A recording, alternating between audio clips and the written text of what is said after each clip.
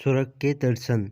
लक्ष्मी नारायण बहुत भोला लड़का था। वह प्रतिदिन रात में सोने से पहले अपनी दादी से कहानी सुनाने को कहता था।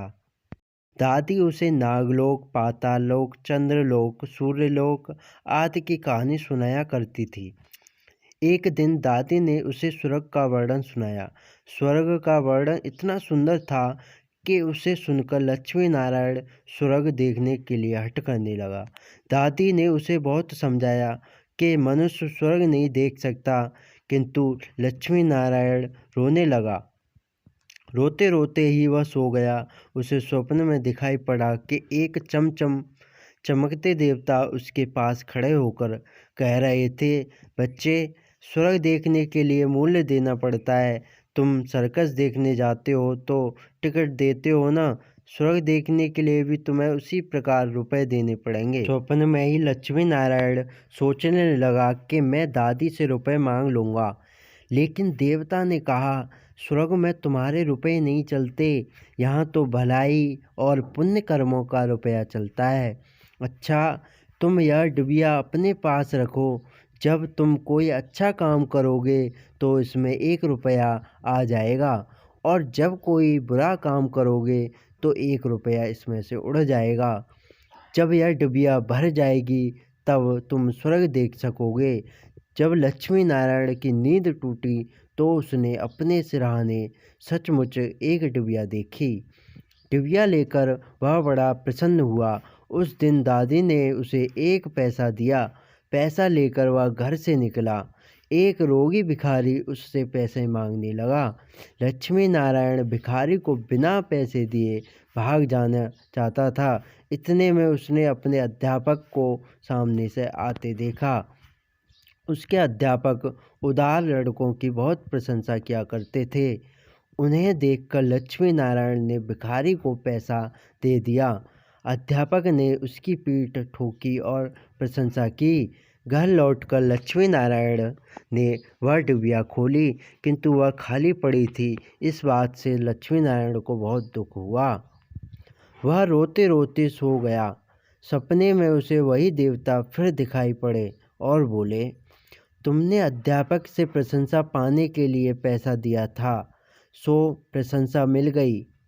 अब रोते क्यों हो? किसी लाभ की आशा से जो अच्छा काम किया जाता है वह तो व्यापार है, वह पुण्य थोड़ी है। दूसरे दिन लक्ष्मी नारायण को उसकी दादी ने 2 आने पैसे दिए। पैसे लेकर उसने बाजार जाकर 2 संतरे खरीदे। उसका साथी मोतीलाल बीमार था। बाजार से लौटते समय वह अपने मित्र को देखने उसके घर चला गया। मोतीलाल को देखने उसके घर वैद्य आए थे। वैद्य जी ने दवा देकर मोतीलाल की माता से कहा, इसे आज संतरे का रस देना। मोतीलाल की माता बहुत गरीब थी। वह रोने लगी और बोली, मैं मजदूरी करके पेट भरती हूँ। इस समय बेटे की बीमारी में कई दिन से काम करने नहीं जा सकी। मेरे पास संतरे खरीदने के लिए 1 पैसा भी नहीं है। लक्ष्मी नारायण ने अपने दोनों संतरे मोतीलाल की माँ को दिए। वह लक्ष्मी नारायण को आशीर्वाद देने लगी। घर आकर जब लक्ष्मी नारायण ने अपनी डिबिया खोली तो उसमें 2 रुपये चमक रहे थे। एक दिन लक्ष्मी नारायण खेल में लगा था। उसकी छोटी बहन वहां आई और उसके खिलौनों को उठाने लगी। लक्ष्मी नारायण ने उसको रोका। जब वह नहीं मानी तो उसने उसे पीट दिया। बेचारी लड़की रोने लगी। इस बार जब उसने डिबिया खोली तो देखा कि उसके पहले के इकट्ठे कई रुपए उड़ जाते हैं। उसे बड़ा पश्चाताप हुआ। आगे से उसने कोई बुरा काम नहीं करने का पक्का निश्चय कर लिया। लक्ष्मी नारायण पहले रुपए के लोभ से अच्छा काम करता था। धीरे धीरे उसका स्वभाव ही अच्छा काम करने का हो गया। अच्छा काम करते करते उसकी डिबिया रुपयों से भर गई। वह स्वर्ग देखने की आशा से प्रसन्न होता।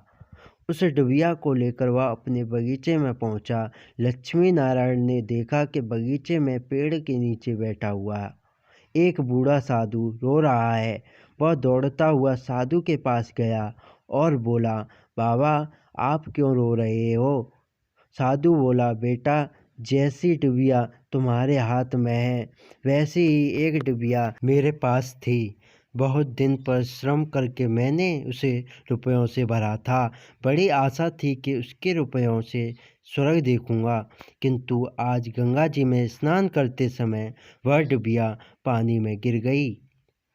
लक्ष्मी नारायण ने कहा, बाबा आप रो मत, मेरी डिबिया भी भरी हुई है, आप इसे ले लो। साधु बोला, तुमने इसे बड़े परिश्रम से भरा है, तुम्हें इसे देने से दुख होगा। लक्ष्मी नारायण ने कहा, मुझे दुख नहीं होगा बाबा, मैं तो लड़का हूँ, मुझे अभी पता नहीं कितने दिन जीना है, मैं तो ऐसी कई डिबिया रुपए इकट्ठे कर सकता हूँ। आप बूढ़े हो गए हैं, आप अब दूसरी डिबिया पता नहीं भर पाओगे या नहीं, मेरी डिबिया ले लीजिए। साधु ने डिबिया लेकर लक्ष्मी नारायण के नेत्रों पर हाथ फेर दिया। लक्ष्मी नारायण ने नेत्र बंद हो गए, उसे स्वर्ग दिखाई पड़ने लगा। ऐसा सुंदर स्वर्ग की दादी जी ने स्वर्ग का वर्णन किया था। वह वर्णन तो स्वर्ग के एक कोने का भी ठीक वर्णन नहीं था। जब लक्ष्मी नारायण ने नेत्र खोला तो साधु के बदले स्वप्न में दिखाई पड़ने वाला वही देवता उसके सामने प्रत्यक्ष खड़ा था। देवता ने कहा, बेटा जो लोग अच्छे काम करते हैं स्वर्ग उनका घर बन जाता है। तुम इसी प्रकार जीवन में भलाई करते रहोगे तो अंत में स्वर्ग में पहुंच जाओगे।